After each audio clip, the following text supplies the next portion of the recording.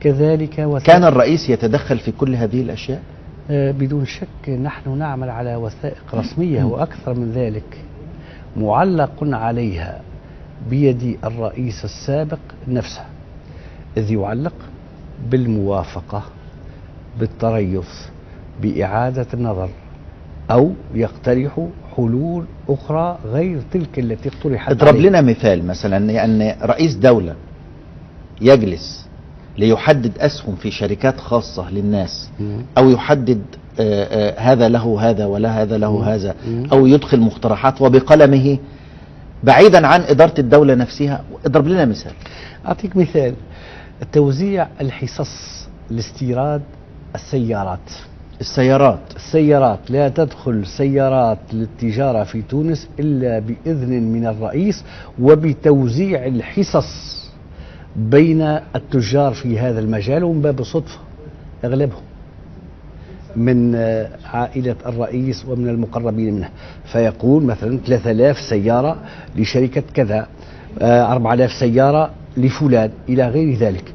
يعني حتى ما يتعلق بمبيعات السيارات ونوعيتها وحصة كل شركة الرئيس كان يحددها؟ أكثر من ذلك سيدي، أعطيني. حتى تطليق زوج من زوجته كان يتدخل فيه وبقلمه ويطلب المساعدة كي يقع الطلاق لفائدة الزوجة أو لفائدة الزوج. أكثر من ذلك، سيارة يأتي بها مواطن تونسي من الخارج، أقام مدة طويلة بالخارج، وله الحق فيما نسميه بالسيارة FCR التي لا تدفع أداءات الديوانة، فهو يتدخل وتدخل سيارة لمواطن، سيارة، ورفض ذلك، بحيث التدخلات كانت في كل تطليق زوج من زوجته أو زوجة الرئيس كان يتدخل فيها؟ كان يتدخل فيه ويطلب من مستشارته القانونية بالمساعدة في اتجاه ما، بحيث شيء الإنسان ما يمكنش يتصوره. يعني بالنسبة لحصص وكالات السيارات، أيوة، كان ممكن هذه السنة مثلا الوكالة الفلانية تأخذ 200 سيارة بالضبط، وفي العام القادم يقول لا 100 أو 150. بالضبط، هذا ما حصل، ونشرنا عينة من ذلك في تقرير اللجنة، وكل ذلك بخطه، ويضيف سيارات وينقص بالنسبة للبعض ويرفض بالنسبة للآخرين وغير ذلك. قلت لي أعلى الأشياء وأتفهها.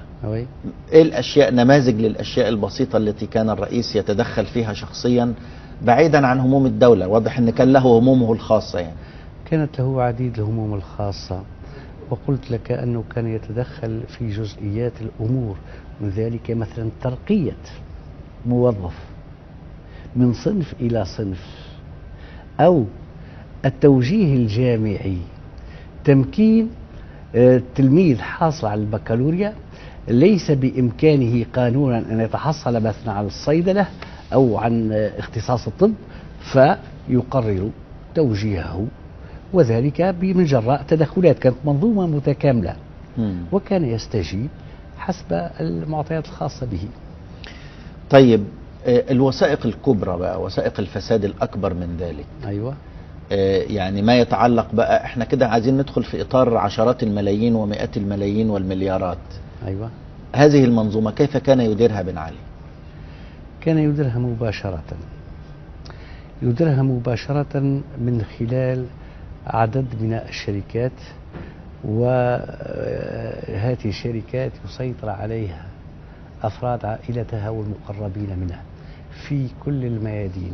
كذلك من خلال التدخلات في المجال البنكي بتسهيل إسناد القروض أو بفرض إسناد القروض، وفي عدد كبير من الحالات دون الضمانات القانونية وبامتياز. الرئيس بنفسه اللي بيتدخل؟ الرئيس بنفسه يطلب من البنك هذا أن يمول ومن هذا أن يفعل؟ لا، مش يطلب هو مباشرة، هو يدون، ولكن من خلال مستشاريه، وعادة ما يقول وإعلامي بالمستجدات، أي مطلوب منكم كمستشارين أنكم تتابعوا وتعلموني شو اللي حصل فعلا، وكان يتابع فعلا كل شيء.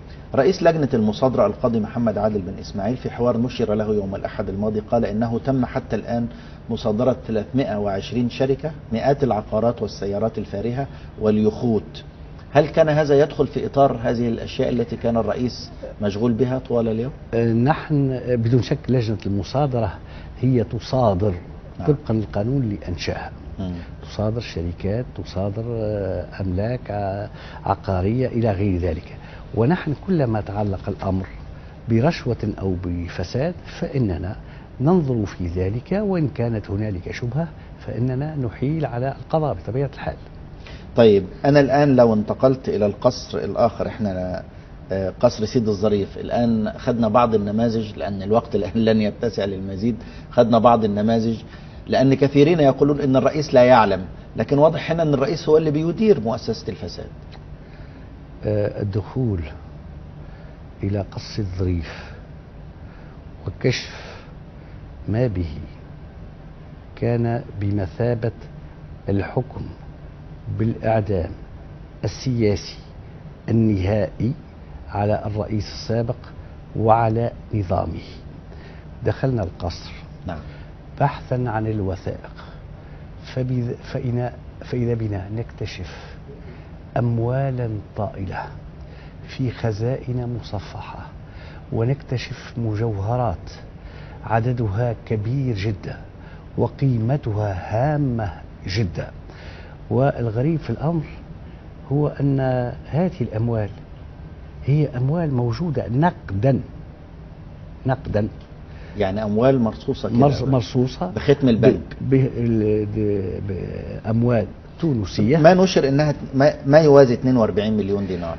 في الواقع اكتشفنا 41 مليار من المليمات. من المليمات يعني. في مرحلة أولى، ثم اكتشفنا مجموعات أخرى من الأموال. ما الذي شكله الأمر بالنسبة لك أنت؟ والله كنت أتصور عديد الأشياء، لكن لم أكن قادرا على تصور كل هذا، حتى أنه مثلا بالنسبة للأموال في حد قادكم إلى هذه الخزائن ولا كانت الوصول لها؟ لا، أنا قلت لك مشينا نبحث عن الوثائق، هذا كان يهمنا، لأن علمنا من قصر قرطاج أن هنالك وثائق قد توجد بقصر الظريف. تحولنا إلى سيد الظريف بحثا عن الوثائق، فوجدنا خزائن مصفحة مليئة بالأموال، والبعض منها بدأ حتى يتعفن. يعني كان في مر عليها فترات طويلة. ثم أموال ترجع لسنة 92، وهي أموال بالدولار بالعملة الأجنبية وبالعملة التونسية، وذلك هام. ولكن أظن أن الأهم هي المجوهرات. احكي لنا عن المجوهرات. مجوهرات من كل الأنواع وبقيمة كبيرة جدا، يعني الماس، شركات، يعني الشركات المجوهرات العالمية معروفة، شركات المجوهرات العالمية الكل، أطقم، يعني أطقم، ثم عديد الأشياء وحجارة ثمينة جدا، كريمة ثمينة جدا.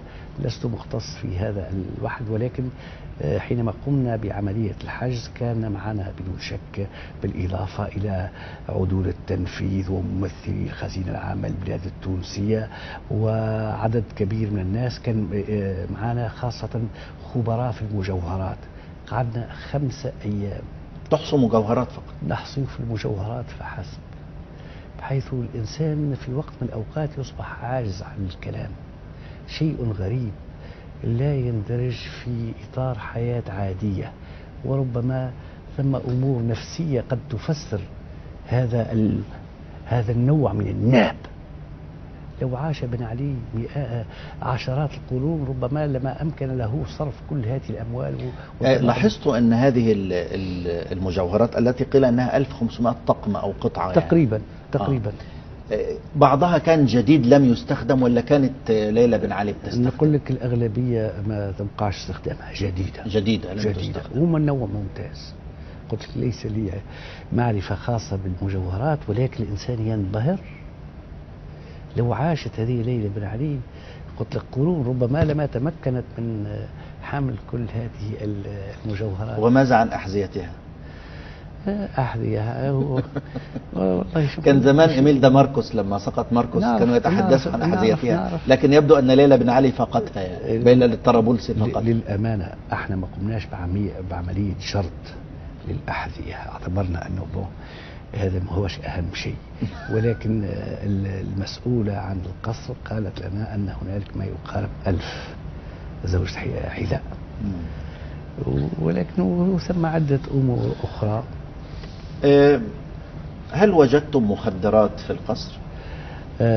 في قصر سيدي الظريف لم نجد مخدرات، ولكننا وجدنا مخدرات في قصر قرطاج، في جناح كان يستعمل للإقامة، ويبدو أن سهر رئيس كان يتردد على هذا الجناح.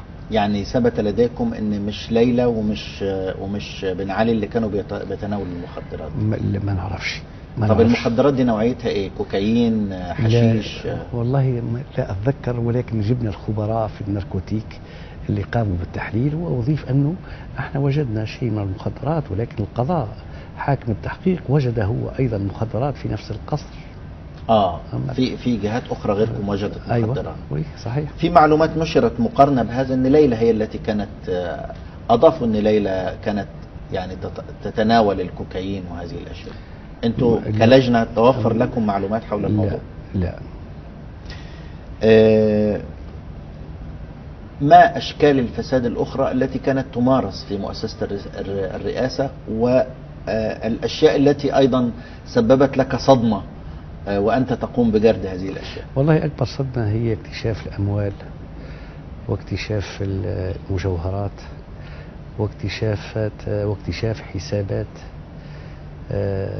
مرقمة بها أموال طائلة موجودة بالخارج، وفي الواقع كانت صدمة كبيرة. هل أحصيتم وجود حسابات لبن علي في الخارج أو وثائق فيها تحويلات لبنوك في الخارج؟ كان لنا عدد من الوثائق أحلناها حالا حين عند اكتشافها على من له النظر، وتعهدت بهذه الوثائق فيما بعد لجنة استرجاع الأموال والممتلكات الموجودة بالخارج. وهذه فيها إحصاء لكميات من الأموال المحولة أو موجودة، أو فيها يعني دلالات على حجم الأموال الموجودة لبن علي في البنوك؟ نعطيك مثال. في حساب مرقم موجود في بيروت به 27 مليون دولار في بيروت. في أحد البنوك هناك. باسم بن علي؟ لا، قلت لك مرقمة. مرقمة يعني حسابات سرية، يعني حسابات سرية بالضبط. معنى ذلك أنهم كانوا بيعتمدوا على الحسابات السرية في الخارج، وهذا يصعب عملية التعقيب. كان موجود. هو أصعب شيء في الواقع هو اكتشاف الحقائق المتصلة بالشركات الوهمية وبأسماء وبالأفراد الذين يغطون على اسم بن علي وزوجته. أيوة، الشركات الوهمية هذه مهمة جدا. الشركات الوهمية عديدة وموجودة في إيه مفهوم الشركات الوهمية، وكيف كان بن علي ينشئ شركات وهمية عن طريق أفراد آخرين؟ أنا ما نقولش ينشئ ولا ما ينشئش، أما الواضح هو أن هنالك شركات مقر بتاعها في بعض جزر الباسيفيك. أيوة. وبها أموال، يعني في الجزر الدولية زي جزر البهاما أو الباسيفيك أو الجزر اللي بتعطي نوع من الشركات الخارجية. بالضبط. وبها أموال.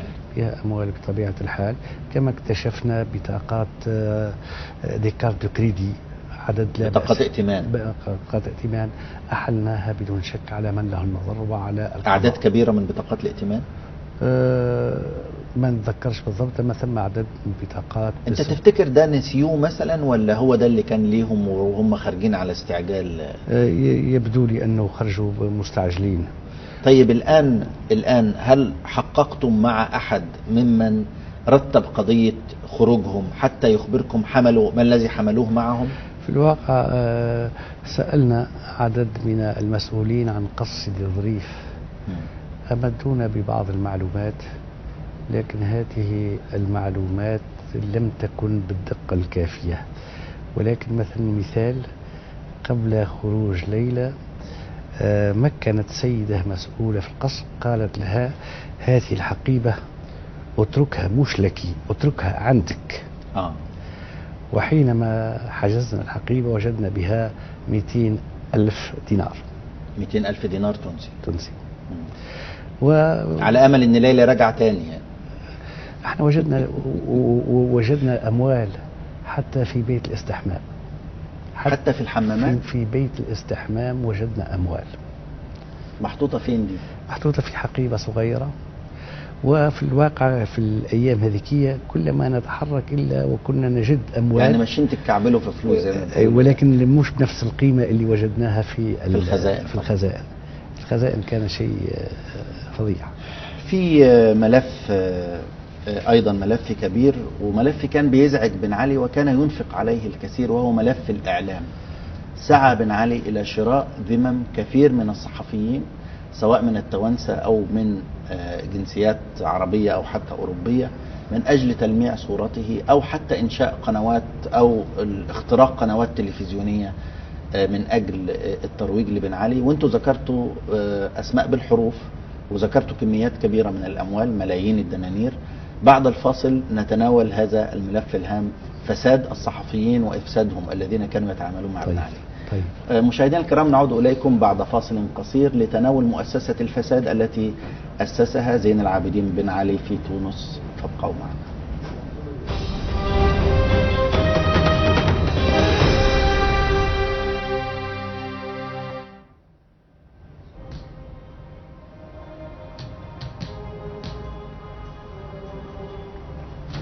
أهلا بكم من جديد بلا حدود من العاصمة تونس. ضيفي هو الدكتور عبد الفتاح بن عمر، رئيس اللجنة الوطنية لتقصي الحقائق حول الرشوة والفساد في عهد زين العابدين بن علي. موضوعنا مؤسسة الفساد التي أسسها بن علي في تونس خلال سنوات حكمه. التقرير ذكر أن الوكالة التونسية للاتصال الخارجي المعنية بالإعلام أبرمت عقودا مع مؤسسات عالمية أنفقت عليها ملايين الدولارات لتحسين صورة الرئيس وزوجته في الخارج، لكني وقفت عند أن هذه المؤسسة اتفقت مع صحفيين عرب وتوانسة لتحسين صورة النظام ومنحتهم أموالا طائلة، بعضهم بالعقود وبعضهم دون عقود. يعني في تعاقدات تمت مع صحفيين كانوا يأخذوا فيها أموال شهرية أو سنوية حسب الاتفاق من أجل تلميع صورة الرئيس وعائلته. منهم من الصحفيين ميم هاء حاء مراسل قناة العربية، وغين طاء عين، ومن أجل إصداء برامج إعلامية وخدمات اتصالية تؤمن حضور دائم لتونس في وسائل الإعلام اللبنانية ووسائل الإعلام الإماراتية والخليجية، وعمل علاقات عامة على الساحة الدولية. دي في صفحة 158 من التقرير. كيف كان النظام يتعامل مع الصحفيين بالرشا ويفسدهم؟ كانت تلك طريقة عمل، إذا لم نقل استراتيجية إعلام موجه لا لمصلحة تونس بل لخدمة شخص بن علي، نظام بن علي، وكذلك زوجة بن علي في السنوات الأخيرة. وسخرت لهذا الغرض أموال طائلة لصحفيين تونسيين وأجانب، لقنوات تلفزية. ايه اهم القنوات التلفزيونية اللي رصدتوها؟ عديد القنوات. التقرير تحدث عن قناة المستقلة، تحدث عن قناة ANB. الصحفي بي سين تونسي يعمل في قناة ANB حصل على 300 ألف دينار خصمت من المنحة التي كانت تمول بها المحطة. صحيح. نعم صحيح. ايضا عندي صفحة 167 الصحفي طاء باء، صحفي تونسي مقيم في فرنسا يدير مجلة سوليداريتي الصادرة في باريس، ينظم سنويا تظاهرة ربيع تونس بفرنسا، حصل على مبلغ 857 ألف دينار. 8 ملايين دينار وزعت على صحفيين آخرين تحت بند الحالات الخاصة، وذكرت أسمائهم بالأحرف الأولى: الصحفية هاء بن عين، والإعلامي طاء باء، والسيد صاحب جريدة العرب في لندن. وجريدة العرب في لندن تم دفع مبالغ غير اللي بيدفع لها، دفع إلى مكتب محاماة كان يدافع عنها في قضية. في مجموعة صحفيين خدوا من 2005 ل 2010 4 ملايين دينار، ومعظمهم توانسة يعملون في مؤسسات صحفية خارج تونس. يعني الصحفيين التوانسة اللي بيشتغلوا في قنوات مختلفة تلفزيونية أو صحفية كانوا يتقاضوا أموال أيضا من النظام هنا. صحيح. حتى يدعموا صورة تونس ويخترقوا هذه المؤسسات لصالح النظام. بالضبط، هذا ما كان. لا أنت قول لنا، أنا بس قلت لا لا، كل ما قلته هو صحيح. نعم. ولكن أضيف إلى جانب ذلك هنالك من الكتاب بين ظفرين من يسخر لإصدار كتب حول بن علي، حول نظامه. والغريب في الأمر هو أنه ثم البعض منهم في الواقع لم يكتب حتى الكتاب.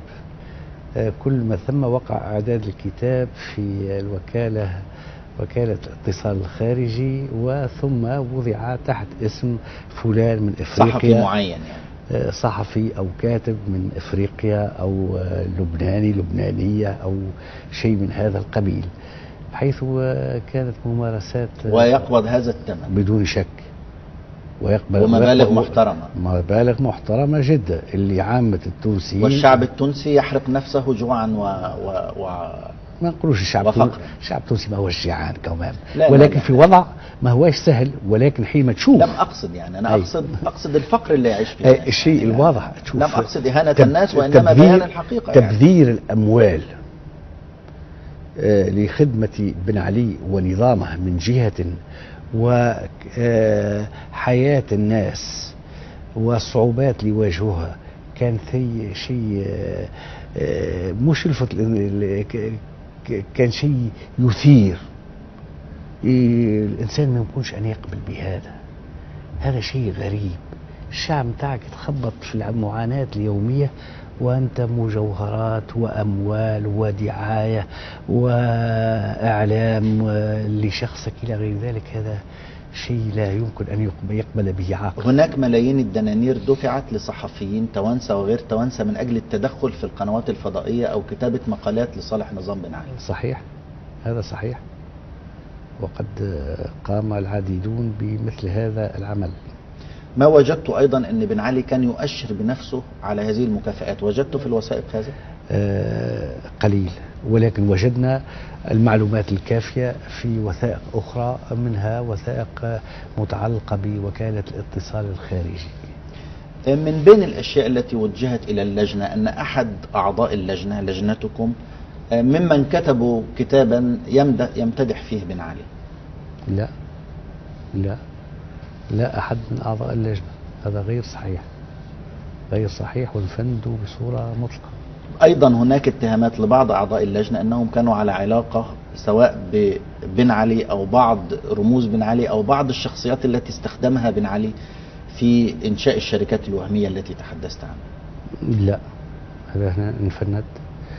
هنالك عندنا قانون القضاة، عندنا محامي، ولم يساهم اطلاقا في مثل هذه العمليات، وانزهه تماما عن ذلك. عائلة تفضل.